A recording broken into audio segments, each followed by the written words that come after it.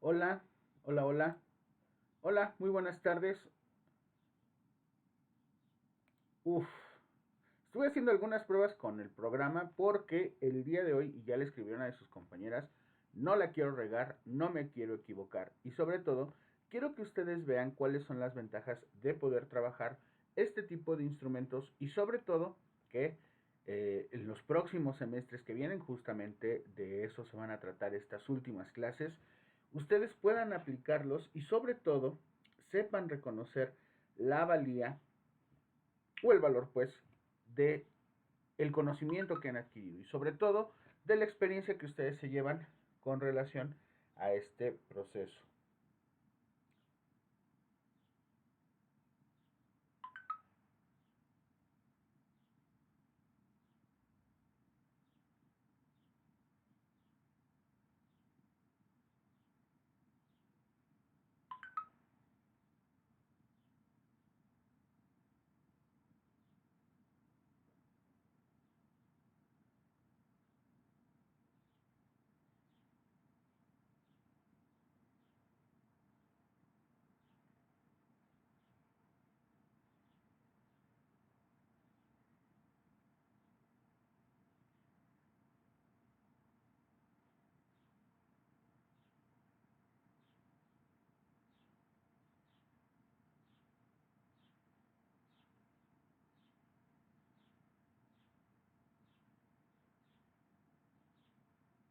Ahora sí, listo.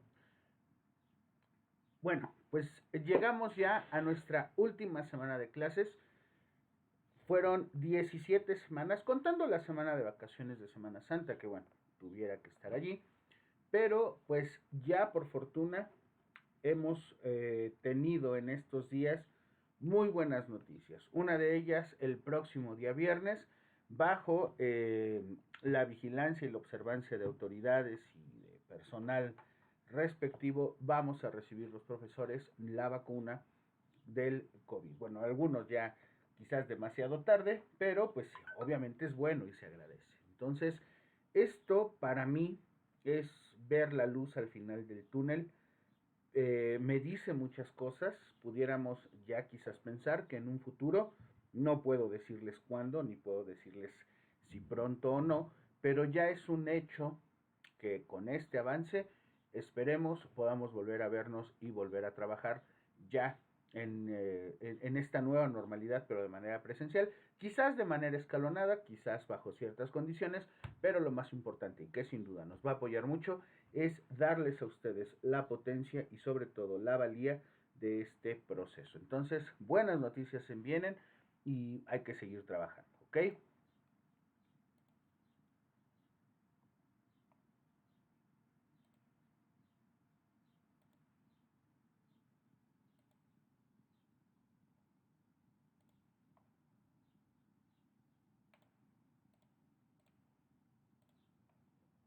Ahí, ahí está. Ángeles Moreno, Edith, Presente. Ávila Martínez, David, Bárcenas Jiménez, Presente. Cruz Baltazar,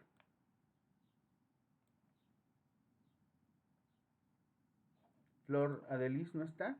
Me pareció verla conectada. Flor Adelis, creo que no está. Bueno. Escobar Covarrubias, Presente. González, Saúl, anda por allí. Joven Saúl no está. Ok. Osiris, no está Osiris. Valeria Damari, Presente. Medrano Pérez,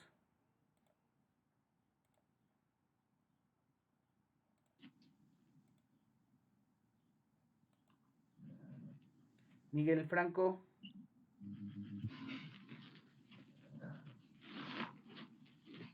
Ramírez Mendoza, Presente. Sánchez Cruz, Presente. Soto Ríos,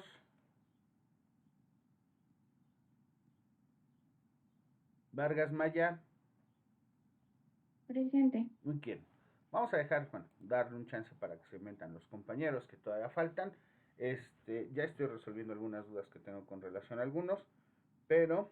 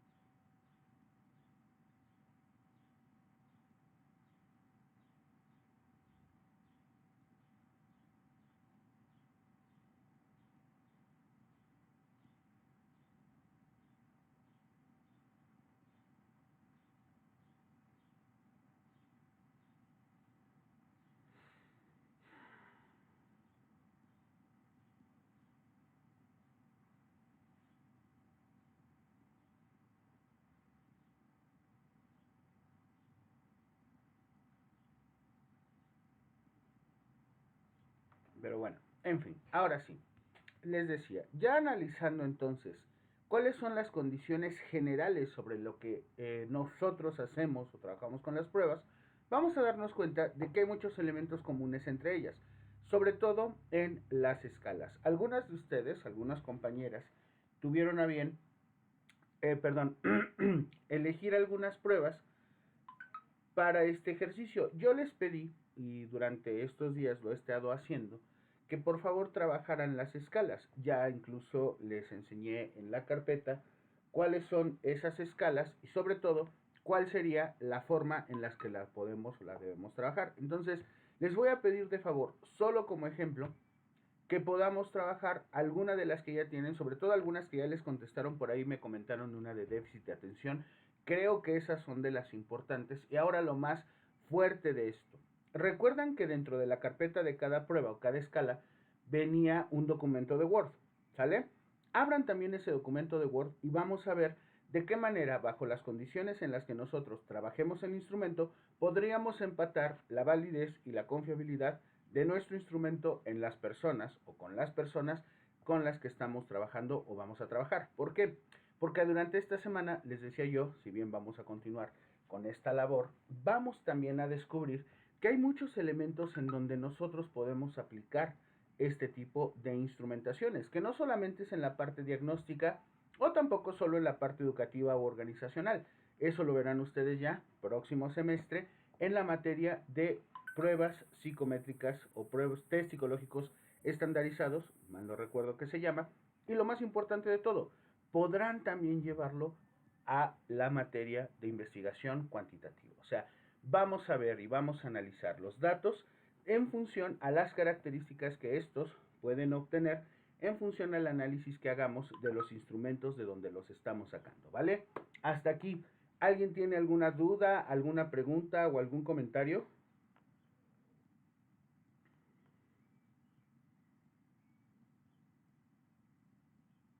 No, profe. Muy bien. ¿Qué es importante también? Y se los quiero comentar. Bajo el estricto sentido, hubo por allí, bueno, con toda confidencialidad y confianza, ¿no? Porque al final así es como se hacen las cosas. Eh, Me eligieron para que fuera su servidor yo, quien realice en determinadas situaciones específicas de algunos de nuestros alumnos las pruebas necesarias para saber si existen o no elementos que pudieran favorecer para la toma de decisiones en cuanto a los casos de algunos de nuestros alumnos.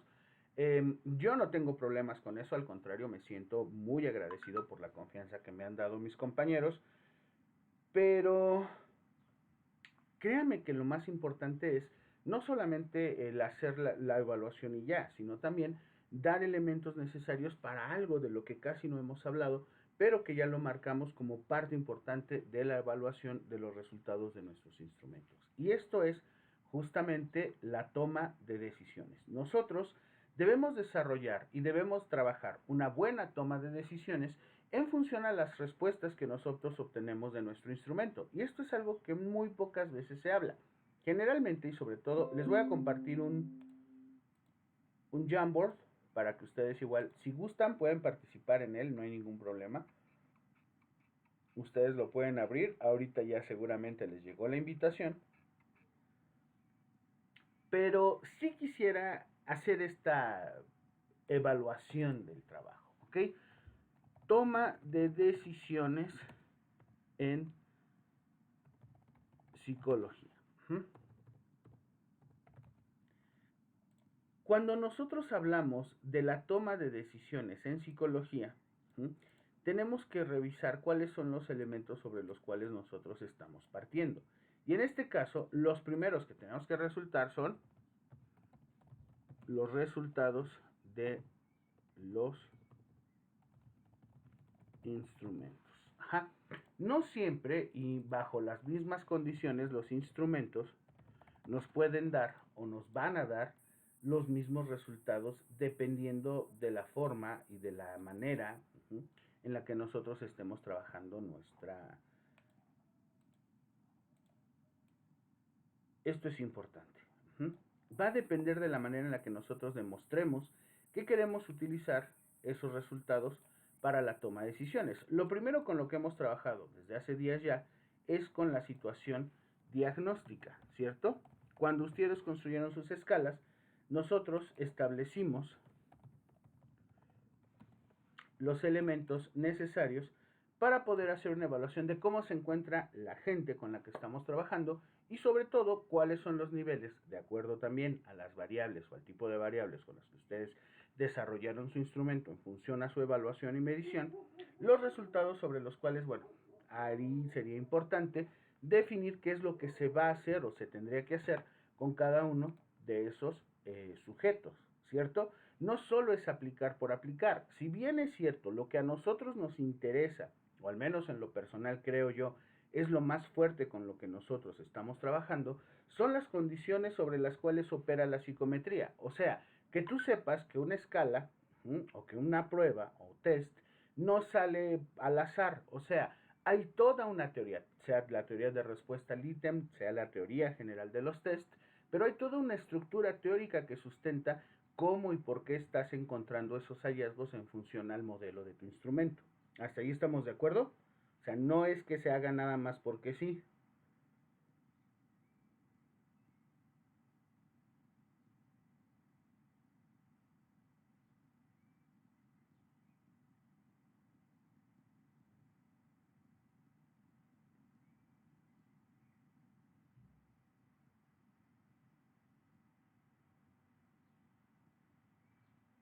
¿Todo bien? Ok, ahora, ¿cuáles son esas condiciones sobre las que opera entonces esa visión o evaluación diagnóstica? Pues tiene que ver, simple y sencillamente, con la aplicación y el modelado de un método. Y ese método obviamente nos dará resultados sobre los cuales tendremos la posibilidad de aprender a trabajar o a definir de acuerdo a las necesidades que tengamos con cada uno de los sujetos o grupos de sujetos, muestras o poblaciones con los que vayamos a desarrollar nuestra línea. ¿Sale?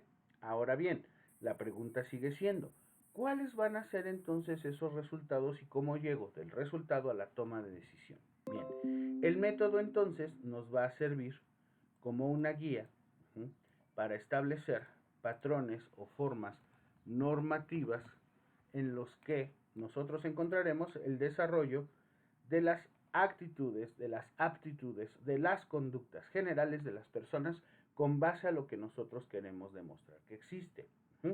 Si yo hago un instrumento, evalúo un instrumento que mida, por ejemplo, la depresión, va a haber otro instrumento que a lo mejor me diga o me puntúe de manera diferente cuáles son o deberían de ser esas estructuras teóricas sobre las cuales se está basando nuestra teoría. Y en este caso, obviamente, tiene que ver con la forma o la manera en la que se norma la reglamentación de ese método. Ese método que me sirve o me ayuda a construir un diagnóstico sobre el cual, a partir de los resultados de esos instrumentos, podré tomar decisiones conociendo toda la parte y la estructura psicométrica de un instrumento. Así, Tal cual. ¿Dudas, preguntas o aclaraciones hasta aquí?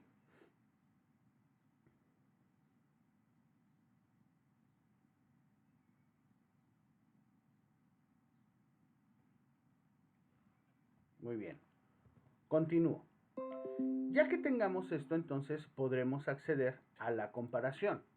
¿Cómo a la comparación? A ver, si yo construyo un instrumento que mida la alegría después de comer, pues ese instrumento debería ser aplicable a todas las personas porque todos comen y todos se sienten alegres después de comer, ¿cierto? Falso. Debe tener, obviamente, definido y bien organizado cuáles son los elementos que nos van a ayudar a construir también nuestras muestras. O sea, yo no puedo aplicar un instrumento o aplicarlo deliberadamente solo porque necesito conocer un dato. Eso es un error muy común, por cierto, que cometen tanto investigadores como profesionales en algunas áreas. Les pongo el ejemplo más cercano. Hay mucha gente que todo lo quiere solucionar midiendo. Y el problema no solo es medir, sino hacer algo productivo y constructivo con esos datos que te arrojan los instrumentos con los que tú vas a trabajar. Pero el problema no es medir, sino tener bien definido por qué, para qué y hacia dónde vas a llevar esos resultados en cuanto a relación se refiere con una mejora o un avance real las personas. Prueba. ¿Qué pasa en la educación cuando nos aplicaban en la primaria el PISA, enlace, Excale? Ese resultado que tú emitiste en una de esas pruebas, porque muy seguramente todos los aquí conectados las contestaron, no te impactó en lo absoluto en tu calificación, en tu última boleta, pues, ¿cierto? Para nada. Ok. Entonces, ¿para qué sirvió esa prueba? ¿De qué le sirve a la institución o instituciones que la promueven, que la aplican, que le meten lana, ¿no? Porque es una lana, créeme, hay mucho dinero detrás de esa evaluación, tanto en recursos materiales como en recursos humanos, y al final de cuentas, no sé, desde hace 6 años o poco más que seguramente contestaste este instrumento, ¿cuáles han sido los beneficios a corto, mediano o largo plazo que trajeron para ti? Y la respuesta, honestamente, es aparentemente ninguno. O sea, tú haces un instrumento, contestas un instrumento, pero al final ese resultado, al menos al corto plazo, en nada te impactó. Aquí lo que tendríamos que revisar entonces es qué es lo que sucede justamente con este tipo de pruebas o de evaluaciones que se hacen cotidianamente en los niveles educativos a nivel nacional o a veces internacional. Son mediciones que nos sirven para saber cómo vamos o cómo estamos, nada más.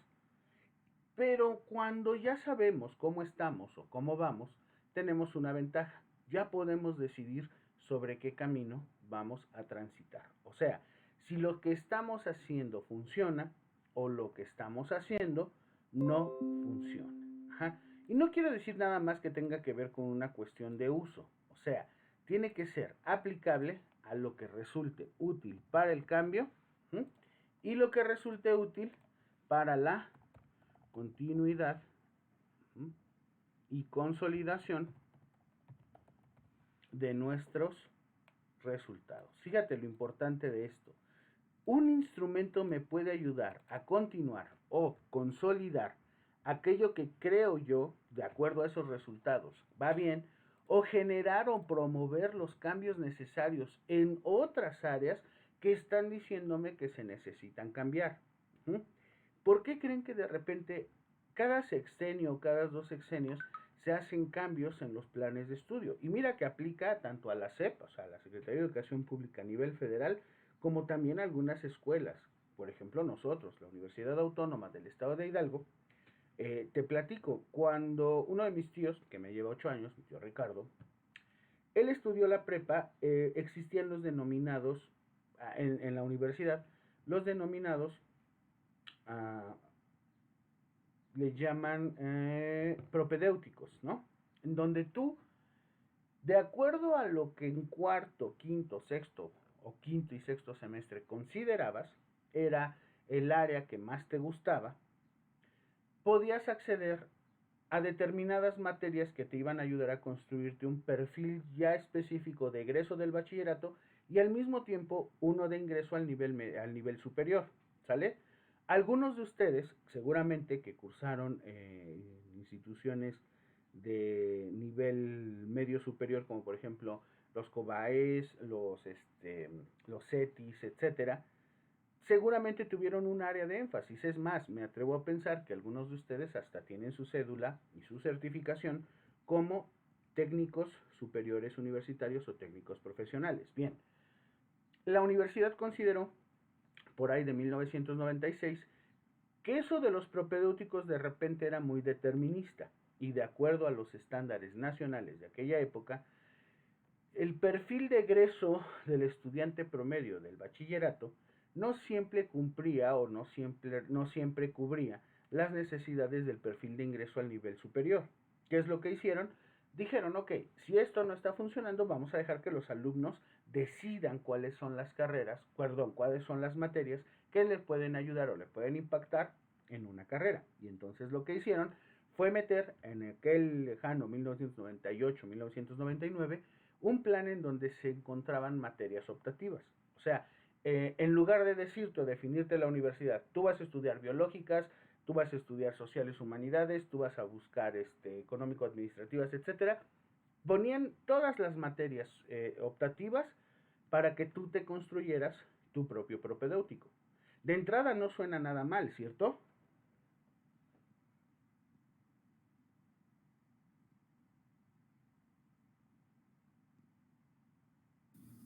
De inicio no, profesor. ¿Cuál es el problema? ¿O en qué devino después el problema? En que la gente, cuando le das la posibilidad de elegir, se los digo porque así tuve varios amigos, elegían las materias en función a su horario, de forma o modo tal que, por ejemplo, no iban a la escuela los días viernes. O sea, cargaron todas las materias y sin distintamente del área de énfasis, cargaron las materias que se cursaban de lunes a jueves. Ajá. Muy inteligentes. Pero eran materias de sociales, eran materias de biológicas y eran materias de exactas. No importaba. Al final de cuentas, lo verdaderamente importante era no ir el viernes. Y entonces, en lugar de ir a la escuela de lunes a sábado, de lunes a viernes, solo iban de lunes a jueves. Eso, constantemente, que fue evaluado, dieron cuenta de que no funcionaba o no operaba como tal.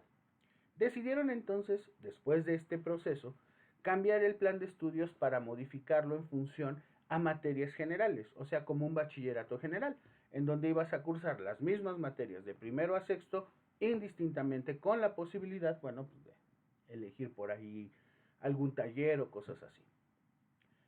Pero se dieron cuenta de que era tan general ese perfil de egreso que hacían del alumno, que muy al final de cuentas conocía muchas cosas, pero no tenía un dominio total o específico de algo. Ejemplo, algunos de sus compañeros de esos planes tuvieron que cursar, por ejemplo, cálculo, que antes era una materia optativa y mucho antes de eso era una materia propedéutica. O sea que los que en aquel plan, como el de mi tío Ricardo, no elegían la materia propedéutica, pues nunca cursaban cálculo. Y los que después podían elegirla, pues si querían elegirla o no, ya era su bronca.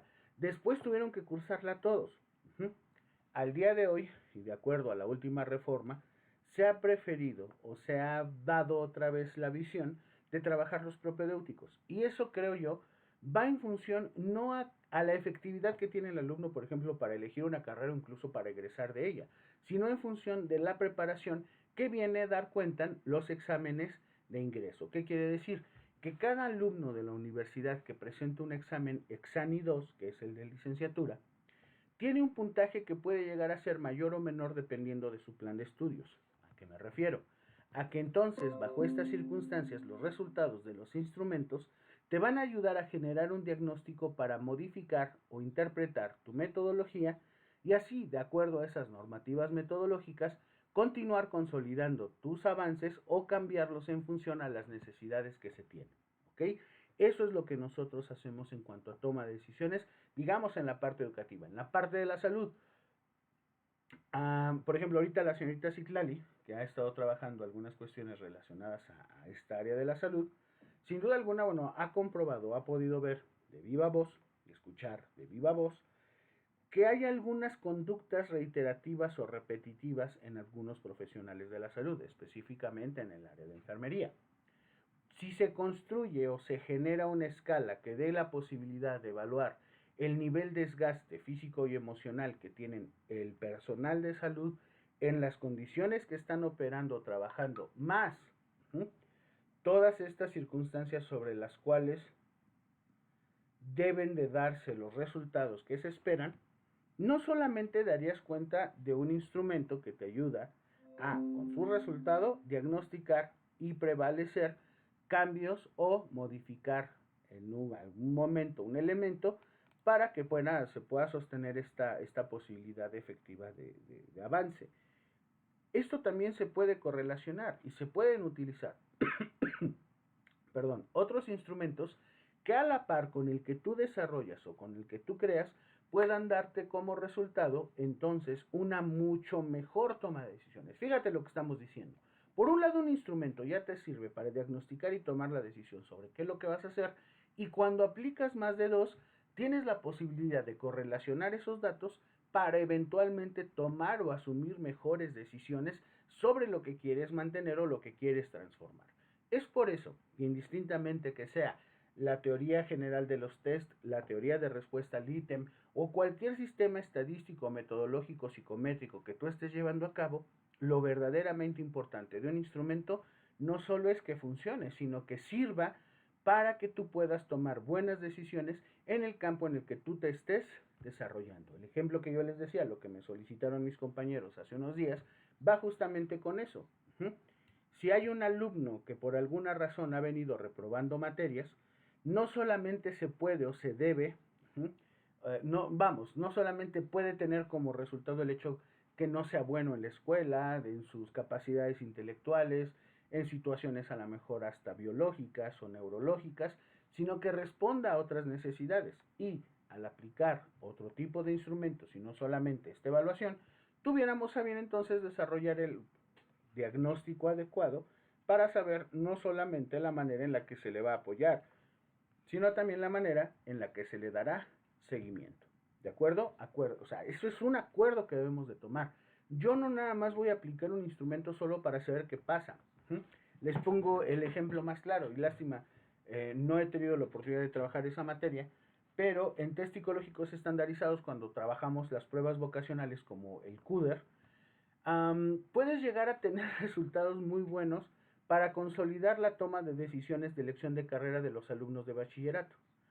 ¿Cuándo se vuelve un problema? Cuando ni el alumno ni el instrumento te dicen qué es lo que quieren estudiar. Y yo creo que a más de uno de los que estamos aquí no sucedió. Realmente no podemos, en algún momento de la vida, estar forzosa o necesariamente seguros de lo que nosotros queremos estudiar. Bajo esas condiciones, ¿en qué momento podríamos utilizar otro tipo de instrumentación que nos ayudaran a la toma de decisiones sobre, en este caso, la carrera que se tenga que elegir? O incluso, me atrevo a decirlo, porque también es cierto y es muy justo, si le es conveniente a corto, mediano, largo plazo a ese estudiante continuar haciendo una carrera universitaria. No quiero decir que, ojo, no, tampoco, está cortando del derecho, no. Simple y sencillamente que muchas veces eso le puede traer más conflictos o más problemas de los que en realidad se le soluciona. Y que a veces tener o contar con una carrera técnica puede llevarle a mejores condiciones de vida o condiciones laborales que a lo mejor estudia una carrera que no le gusta. ¿Sí me explico?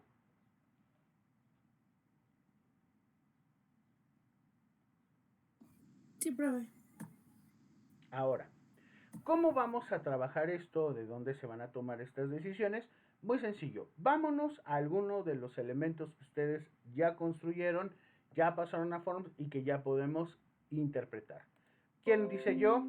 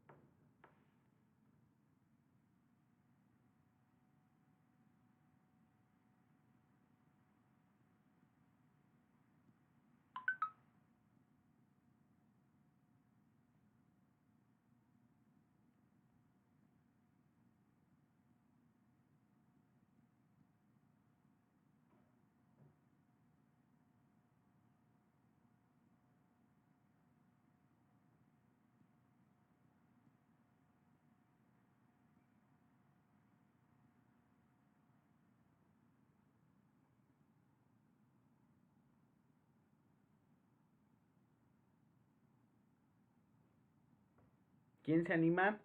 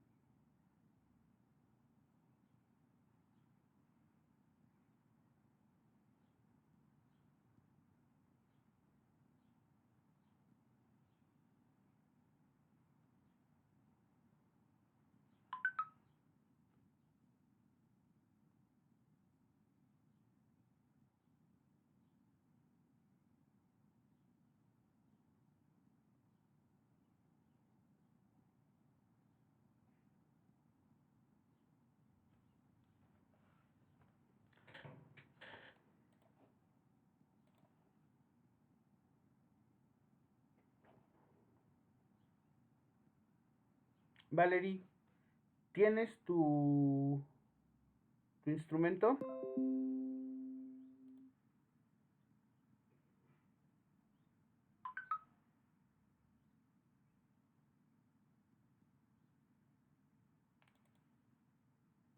Valeria Perdón, Damari. profe, es que no ¿Sí lo tienes tu escucho bien. instrumento?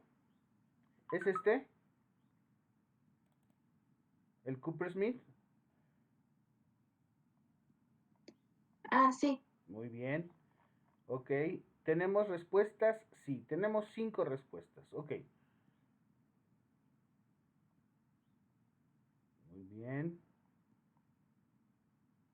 Ujú. ¿Qué es lo primero que debemos de revisar? Vamos para acá. En las escalas, test, test psicométricos. Y aquí le vamos a poner.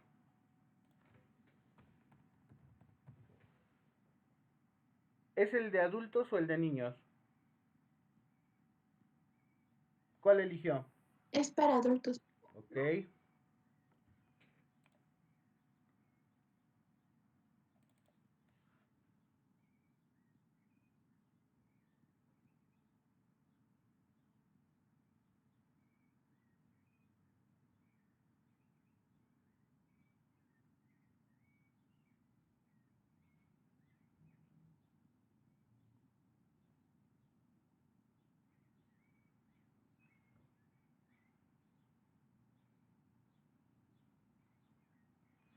Ahí está.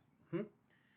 Este se desarrolla en el año de 1984, tiene una adaptación en Chile. Ojo, ojo, ojo. Aquí es en donde viene una parte importante y de hecho va a ser fundamental para la evaluación global.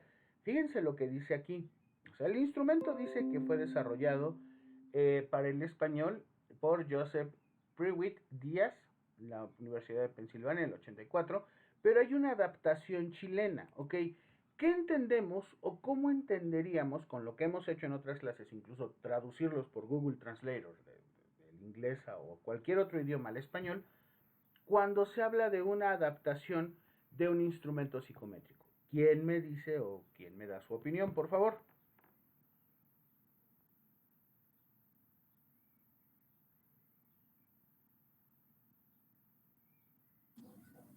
Cuando son adaptaciones, Ajá. creo que va más en función al lugar y a la población en específico con la que se va a trabajar. Es Entonces, correcto, sí. hay que tener cuidado la adaptación y también el lugar, porque decíamos que no es lo mismo la validez y la confiabilidad aquí en México que en España o en Estados Unidos o en China. Bien, excelente. Usted lo acaba de decir muy bien, señorita Eileen. Depende de la población, o sea, depende de qué manera, incluso la construcción de los ítems, o sea, la manera en la que redactemos los ítems, puede tener un impacto directo o indirecto en la forma o en la estructura en la que se está desarrollando este instrumento. El instrumento por sí mismo, traducido del idioma inglés o de cualquier otro idioma, ya está funcionando, ya tienen las pruebas. ¿Qué pasa cuando lo queremos traer? No se puede ni se debe. Y es lo que a muchos de nosotros se nos olvida. Decimos, oiga, profe, ¿no tiene un instrumento que mida la validez de la autoestima? Sí, por supuesto, ahí tengo el Coopersmith. Adelante, úsalo. Úsalo no quiere decir imprímelo o pásalo a Forms y llévaselo a tu población. Por supuesto que no. Si bien eso es algo que se tiene que hacer, no siempre va a ser la respuesta inmediata a una necesidad que tienes, ya sea diagnóstica o de investigación. ¿Sí me explico? La señorita Citlali anda por allí. Sí, profe. Señorita Citlali, muy buenos días. Digo tardes. Pregunta. Conociendo obviamente usted esta situación. Lo de las vacunas. Ajá. Mucha gente considera que las vacunas que se van a aplicar o se están aplicando para lo del COVID no han tenido como las pruebas suficientes. Pero a ver, si una vacuna china se ha aplicado en China, podría, ojo, estamos hablando de cuestiones biológicas, físicas, del cuerpo humano. Una vacuna china podría tener o tendría el mismo efecto en la población mexicana. Es que, bueno, todas las vacunas tienen un porcentaje, entonces, de efectividad y va a depender muchísimo del sistema inmunológico de cada tipo de persona, del rechazo, bueno, engloba muchos contextos. Usted lo acaba de decir, engloba muchos contextos que pueden ir, por ejemplo, en uno que usted dice, las, la calidad del sistema inmunológico, del sistema inmune, ¿ok? Vamos a hablar, por ejemplo, ahora de una vacuna, no sé, suiza, por ejemplo, ¿no? Los sistemas inmunológicos de las personas que habitan Suiza pueden parecerse o estar al mismo nivel que los sistemas inmunológicos de alguna región de aquí de México o de aquí de Hidalgo. No, porque el estilo de vida de las personas es muy diferente, Bien. el clima es muy diferente. La alimentación. Sí. De entrada de allí, o sea, ya sabemos que cuando algo se desarrolla y se prueba en un lugar, puede que sirva, claro, o sea, puede tener un nivel importante de efectividad, pero que hay cosas o hay elementos o hay variables que no siempre van a aplicar de la misma manera en las mismas poblaciones. Tomen ese ejemplo, el cual me parece maravilloso, y aplíquenlo con un instrumento. No siempre hablando de otras variables de tipo de aquí de la psicología, sobre todo en cuestiones sociales, no siempre la idiosincrasia, la forma, la estructura o la manera en la que se vive, en la que se habla, en la que se piensa en una región, tiene que ser forzosa o necesariamente igual a otra. México hasta el día de hoy es un caso aparte, hablando incluso de América Latina, ¿no? O Sudamérica. México tiene particularidades que van no solo de zonas o regiones, sino incluso a veces hasta dentro de la misma municipalidad en donde tú estás viviendo, las condiciones y sobre todo la forma de ver, de trabajar, de empleo, de edad, todo eso tiene una relación directa con las respuestas que puedes obtener. Entonces, lo primero que debemos de pensar cuando vemos un instrumento así es que justamente va a darnos respuestas en función a lo que la gente desarrolla. ¿Hasta ahí estamos de acuerdo?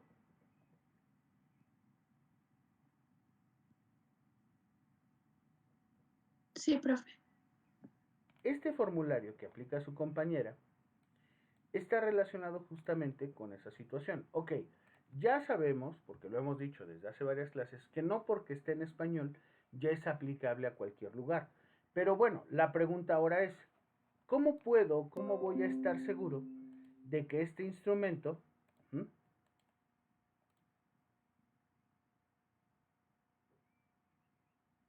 puede o no darme los mismos resultados de lo que yo espero acá? Son 58 ítems, vamos a ver si esto se da, ¿vale? ¿Vale?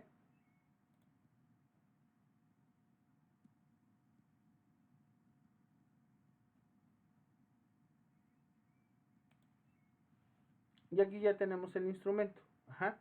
Tenemos varias opciones de respuesta. ¿Cuáles son?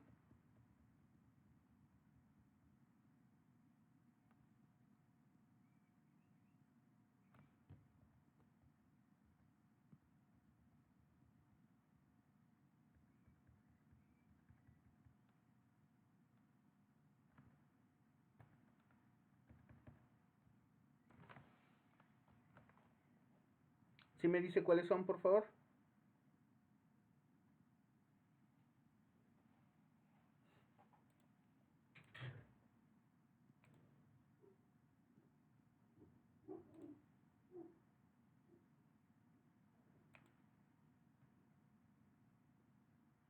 Bueno, bueno.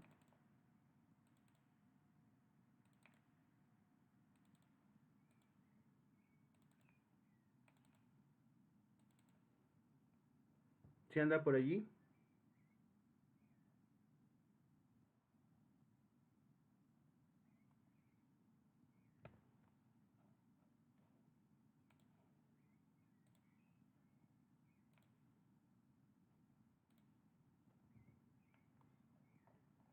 Ahora, solo son 5 personas, pero pues vamos a hacer el procedimiento para atenderlo. Ya tengo los resultados. ¿Cómo lo voy a diagnosticar? ¿Cómo voy a poder hacer eso? Bueno, primero que nada, ¿cuáles son las opciones de respuesta que tengo? Técnicamente, solo son 2. Aquí dice, igual que yo y distinto a mí. Por lo tanto, lo primero que tengo que hacer será llevarme este primer modelo del instrumento, del Excel, a otra tabla y vamos a cambiar los valores que hemos obtenido de las respuestas que dan 5 sujetos sobre 58 ítems. Lo que vamos a hacer es buscar y seleccionar y vamos a reemplazarlo por números. Buscar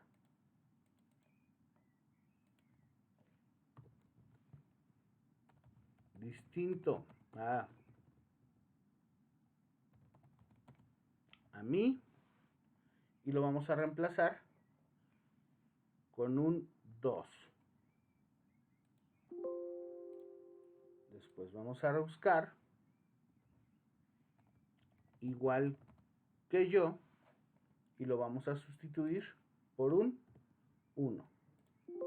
Y ahora sí, tenemos cambiadas ya sobre esas dos formas de respuesta. Ya incluso las puedo trabajar, pero yo me voy a ir al SPSS para hacer la adecuación de esas variables. Entonces, abro el SPSS y lo primero que tengo que hacer es irme a mi vista de variables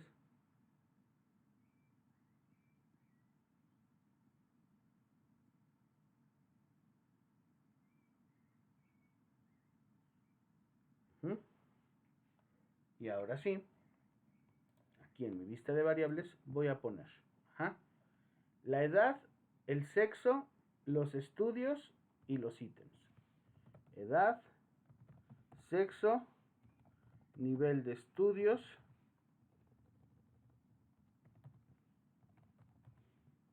y ahora sí,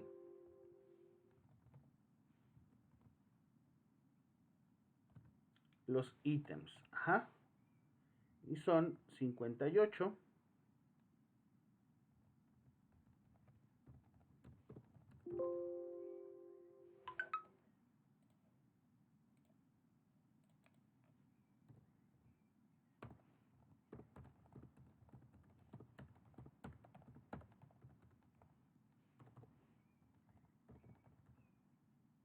Hmm. 11, 12, 13, 14, 15, 16, 17, 18, 19, 20, 21, 22, 23, 24, 25, 26, 27, 29, 30, 31, 33, 34, 6, 37, 38, 39, 40, 51,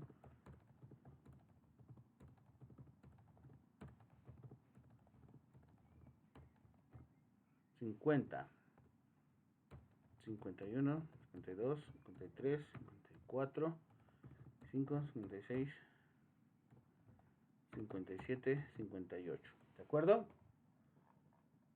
La edad, pues obviamente va a ir en años. Esa no tiene.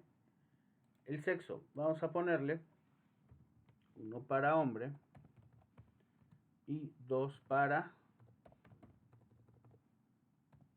mujer.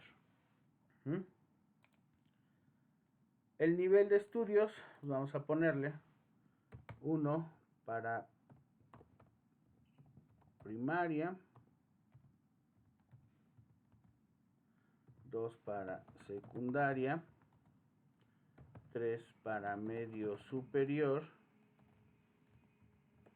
4 para licenciatura y ya. Ahora sí, ojo con esto, aquí los ítems. ¿Qué valor le dimos al 1? Al 1 le dimos igual que yo. Entonces, aquí le vamos a dar 1 para igual que yo. 2 para distinto a mí.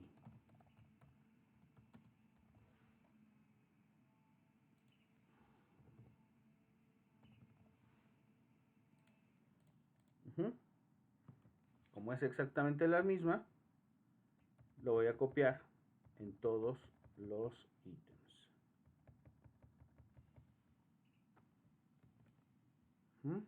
Ahí estamos.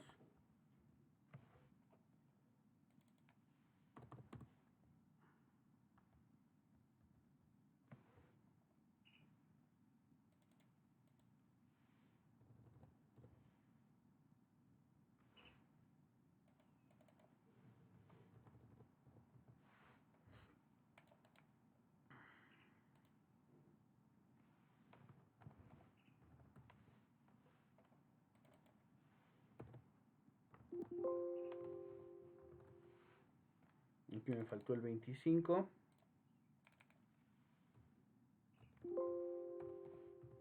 Y ahora sí. 20, 21, 22, 23, 24, 25, 26, 27, 29, 30. Muy bien. Obviamente, la medida de estos es una escala.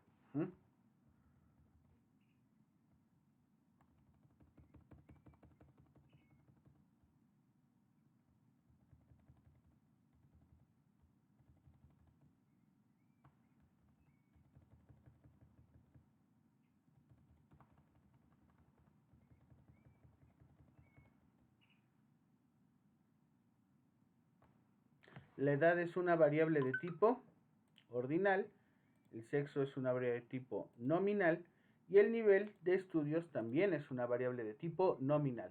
¿Por qué la variable nivel de estudios es una variable de tipo nominal?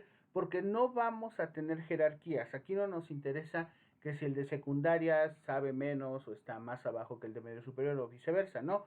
Solamente nos sirve para hacer categorías. ¿Quiénes son los de primaria? ¿Quiénes son los de secundaria? Los de bachillerato y media superior. ¿Hasta aquí tienen alguna duda con lo que se está haciendo?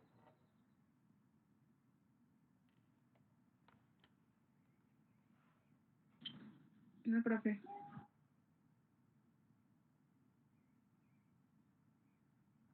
Muy bien, ahora sí.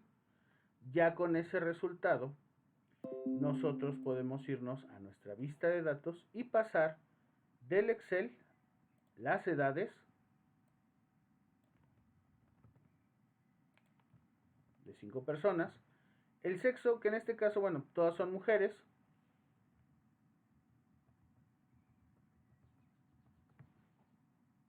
ahí está, y el nivel de estudios, que es licenciatura,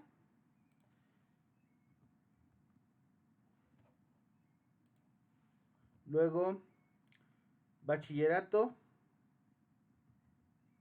cierto, media superior, una que no nos dijo, vamos a dejarlo con básica, y bachillerato. Perdón, media superior. ¿Ok? Y ahora sí, vámonos, como le hicimos acá, por todas nuestras respuestas.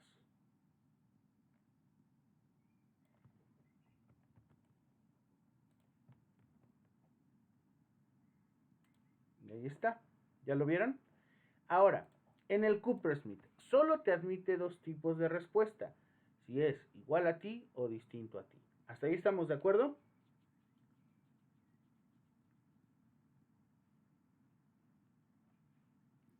Sí, profe. Mi pregunta es, tratándose de una escala, o al ser esta una escala, si solo admite dos tipos de respuesta, se puede calificar como dicotómica, ¿cierto?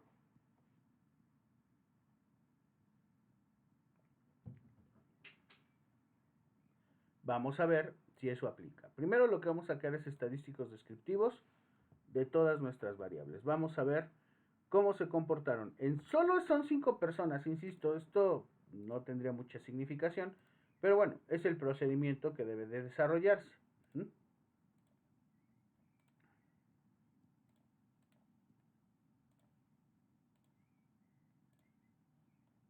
Y ahí está.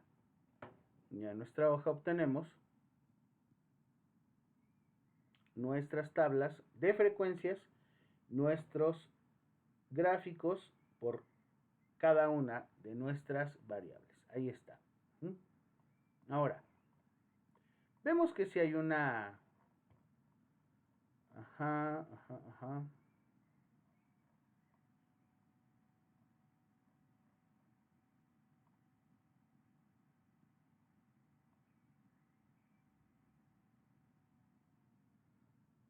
A ver, sexo, puras mujeres y las tablas. Muy bien, ya tenemos nuestros estadísticos. ¿Qué es lo que le vamos a pedir ahora? Vamos a analizar el tipo de correlación que se lleva entre los 5 sujetos en cada uno de los 58 ítems.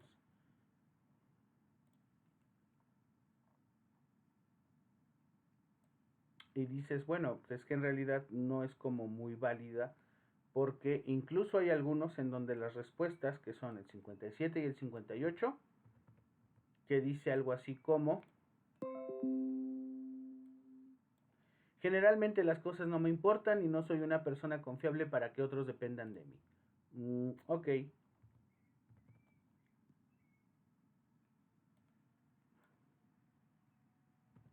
Se fueron esos valores.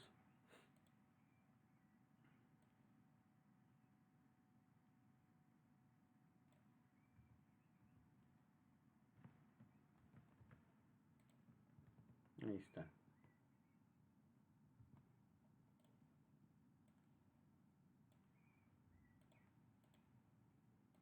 Esta tabla de correlaciones, por tener esa no me está diciendo nada. De hecho, si te das cuenta, la relación entre ellos pareciera hasta negativa. Bien, vamos a ver entonces cómo se comporta su confiabilidad. Ojo con lo que voy a hacer aquí. Al ser una respuesta dicotómica, yo tengo por fuerza que utilizar un sistema distinto al alfa de Cronbach, ¿cierto? Tengo que utilizar otro que es el modelo Goodman, pero en realidad no me va a servir. ¿Por qué? Porque Goodman solo es de sí y no. Y en estos, ojo, por eso les preguntaba, ahí hay que poner mucha atención. Aunque solo te da dos opciones de respuestas, o puede colocar el sujeto dos opciones de respuestas, en realidad no es dicotómico. O sea, sí lo es por las dos opciones, pero no es positivo o negativo, depende del sujeto. Entonces, vamos a utilizar el alfa, ¿sale? Y ahí está. Al menos en 5 personas, este instrumento es confiable de acuerdo al alfa de Cronbach en 58 elementos a .743, o sea, a un 74.3%. Cumple con los lineamientos que queremos, vemos que es confiable, pero todavía no sé qué tan válido sea en función a la relación interna que tienen los ítems sobre las respuestas que 5 personas dieron. Insisto, son muy pocas, no podría ni siquiera considerarse como válido, confiable, pero es el proceso que debemos de seguir. Así que entonces me voy a mi instrumento y le voy a dar en analizar reducción de dimensiones por factor. Lo que a mí me interesan son mis ítems. Nos vamos a descriptivos y le vamos a poner solución inicial. En extracción le vamos a dar gráfico de sedimentación. En rotación, varianzas máximas con gráfico de saturación para saber cómo se relacionan las puntuaciones entre sí. Y le damos aceptar. Y ahí está, obviamente. Hay al menos una de las variables que tiene varianza 0. No nos está dejando calcularlo como tal. ¿Cuál será? Vamos a ver.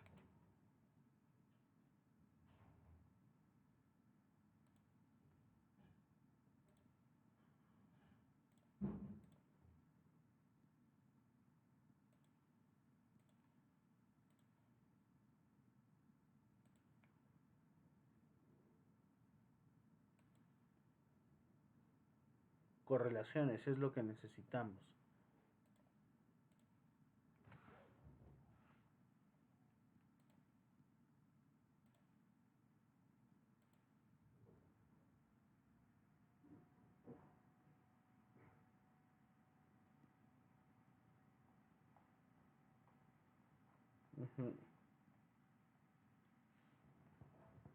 No tenemos datos suficientes, o al menos no tenemos la evaluación suficiente para contar, o para decir que contamos, con el número o el mismo número de casos. Pero bueno, de acuerdo a esto, entonces tendríamos que traernos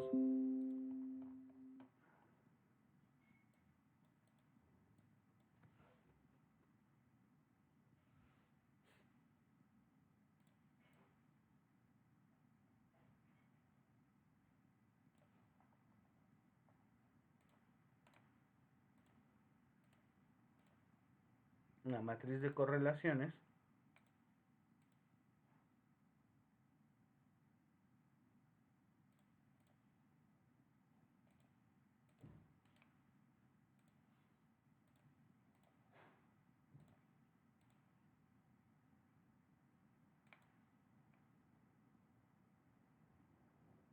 Y en los 58 elementos, ver cuáles son los que tienen mayor fuerza de relación. Ojo, esta es la que sí nos sale, por supuesto, porque es la de ítem-ítem.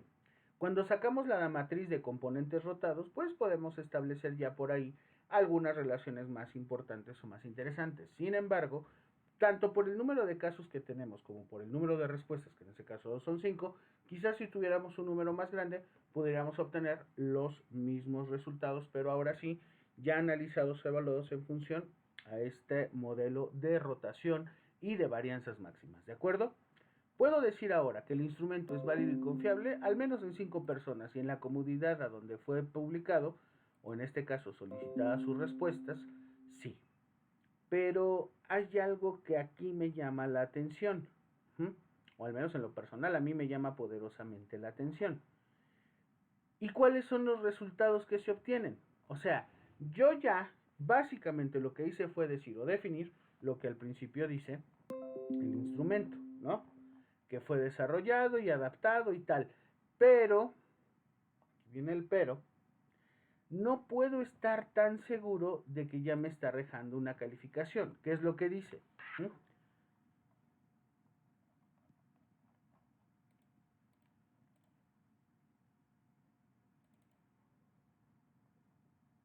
Aquí está la hoja de respuestas, ¿cierto? Esta es la hoja de respuestas y la pauta de corrección. La primera es para G, así de sí, no, y las áreas que esté evaluando. Pueden observar, ojo con eso, pueden observar que esta hoja de respuestas es justamente lo que nosotros trabajábamos como base, como parte de lo que a nosotros nos viene a bien llamar la respuesta esperada. ¿Hasta ahí estamos de acuerdo? Esto que yo tengo acá en el formulario es la respuesta esperada. ¿Por qué?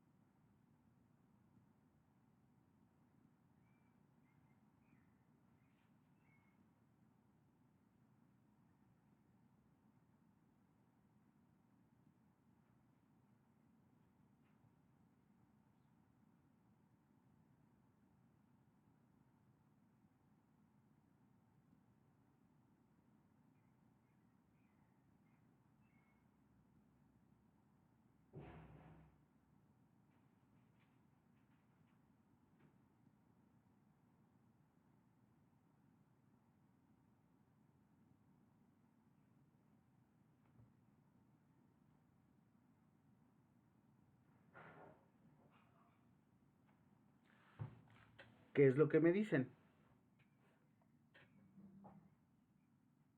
¿O qué me pueden decir al respecto?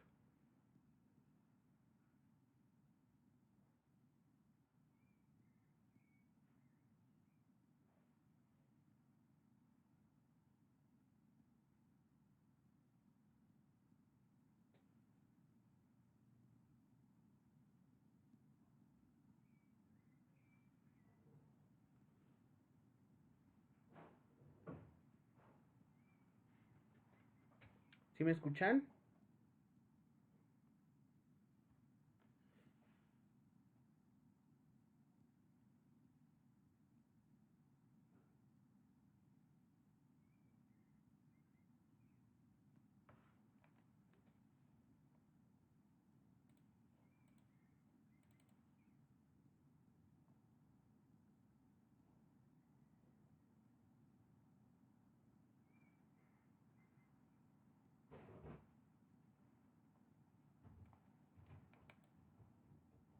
Valerie, ¿qué es lo que me puede decir de esa escala que usted eligió?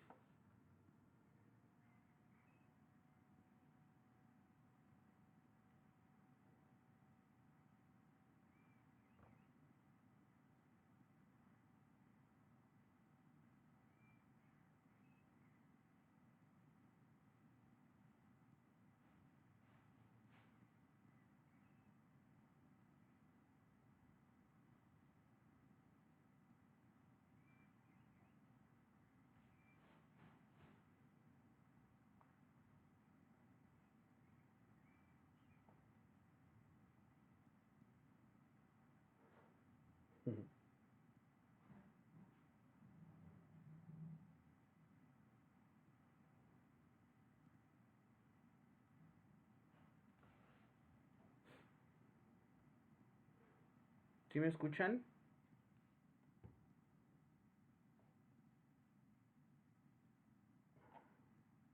Valerie, ¿me escucha?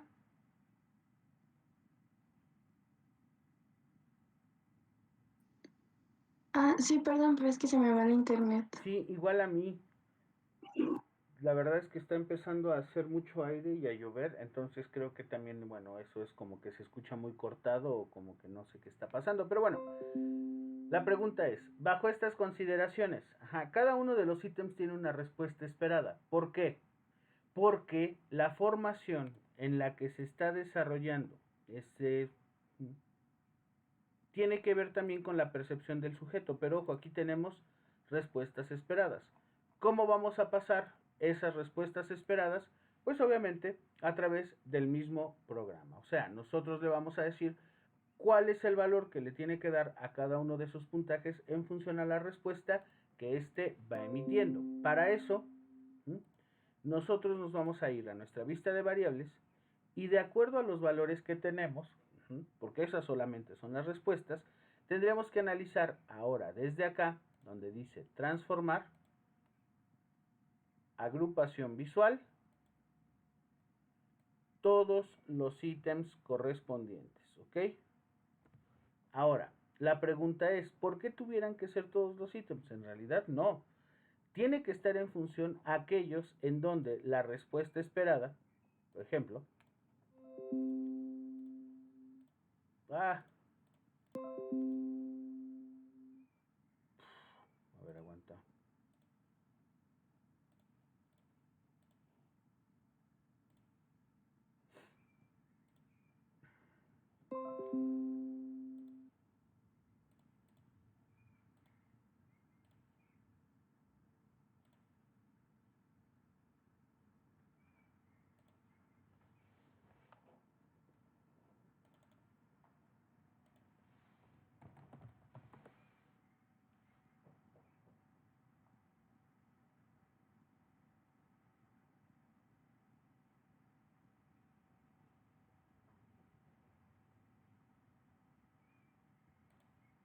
¿Saben qué? Mejor esto lo trabajamos el jueves. Ya se está cortando mucho mi internet. Entonces lo dejamos acá.